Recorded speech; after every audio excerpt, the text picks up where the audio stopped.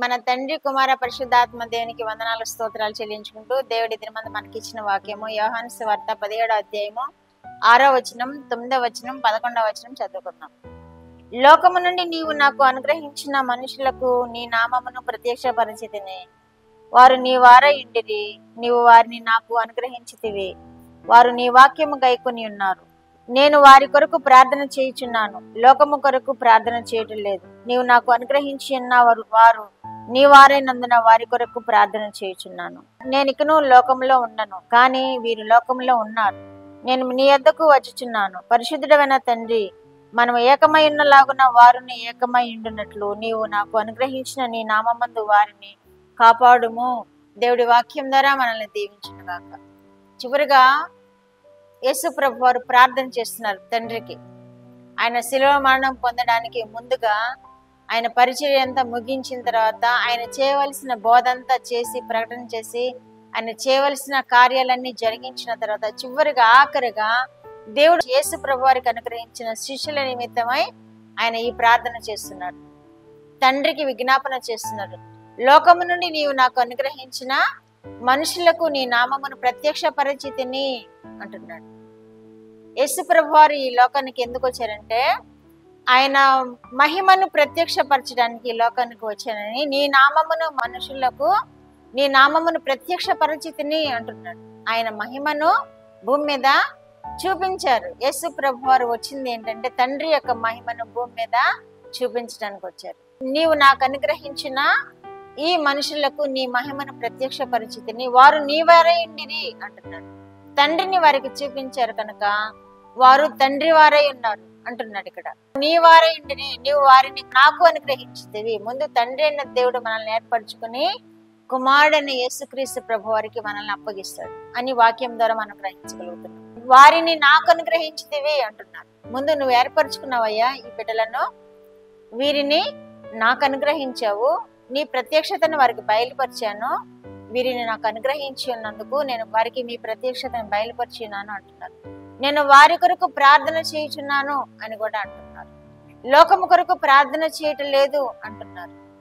యేసు ప్రభు వారు ఇక్కడ స్పష్టంగా తెలియజేస్తున్నారు. వారి బోధలు ఎవరైతే విన్నారో, ఎవరైతే తండ్రి చేత ఆశీర్వదింపబడి తండ్రి చేత ఏర్పరచబడి యేసు క్రీస్తు వారికి అనుగ్రహింపబడారో వారి నిమిత్తమై నేను ప్రార్థన చేస్తున్నాను, లోకము కొరకు ప్రార్థన చేయటం లేదు అంటున్నారు. ఎవరైతే యేసుక్రీస్తుని దేవుడుగా అంగీకరించారో వారి కొరకు నేను ప్రార్థన చేస్తున్నాను అని తండ్రికి విజ్ఞాపన చేస్తున్నాడు. నీవు నాకు అనుగ్రహించిన బిడ్డలను నీ ప్రత్యక్షతను వారికి బయలుపరిచాను, వారి కొరకు నేను ఇప్పుడు ప్రార్థన చేస్తున్నాను. నాకు అనుగ్రహించిన వారు నీ వారైనందున వారి కొరకే నేను ప్రార్థన చేస్తున్నాను. నాకు అనుగ్రహించిన వారు నీ వారై కనుక నేను వారిని కొరకు ప్రార్థన చేస్తున్నాను అని అంటున్నాడు. పరిశుద్ధుడైన తండ్రి, మనం ఏకమై ఉన్నలాగున వారిని ఏకమై ఉన్నట్లు నీవు నాకు అనుగ్రహించిన నీ నామమందు వారిని కాపాడుము అంటున్నాడు. యేసు ప్రభు వారు చివరిగా ఏమని ప్రార్థన చేస్తున్నారో చూడండి. నీవు అనుగ్రహించిన నీ బిడ్డలను నీ జ్ఞానంతో నింపాను, నిన్ను గురించి బోధించాను, వారు నీ వారై ఉన్నారు కనుక లోకంలో వారిని కాపాడుము అంటున్నాడు.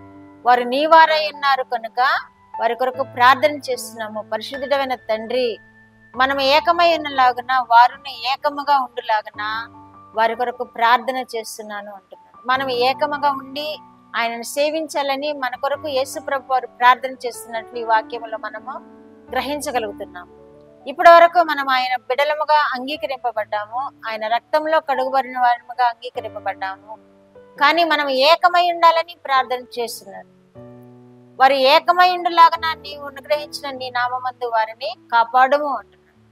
ఏకమై ఉండాలని ప్రార్థన చేస్తున్నారు. క్రైస్తవులందరూ ఏకమై ఉండాలని ఈ వాక్యం మనకు తెలియజేస్తుంది. దేవుని బిడ్డలందరూ ఏకమై ఉండాలని ఈ వాక్యం తెలియజేస్తుంది. మనం ఈ పరిస్థితిలో చూస్తున్నాము, ఒక మంచి బోధకుడు చనిపోవడం చూస్తున్నాము. కాబట్టి ఈ పరిస్థితులలో మనం ఎలా ఉండాలి? ఏకమై ఉండాలి. క్రైస్తవులందరూ ఏకతాటి మీద నడవాలి.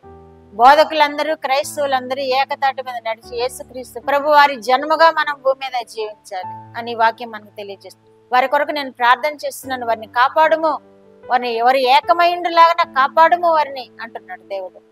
కాబట్టి ఒకరికొకరు ఇక్కడ భూమి మీద క్రైస్తవులైన వారు హద్దులు ఏర్పరచుకోకూడదు.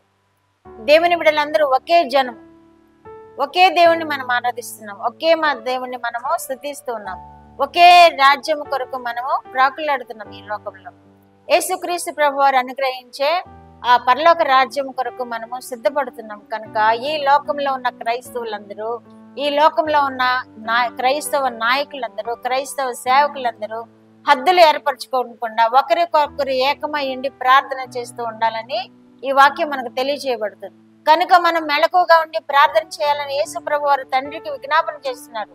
మన నిమిత్తం ఏకమై ఉండలాగా వారిని ఏకమై ఉండాలి ప్రభు అని ప్రార్థన చేస్తున్నాడు.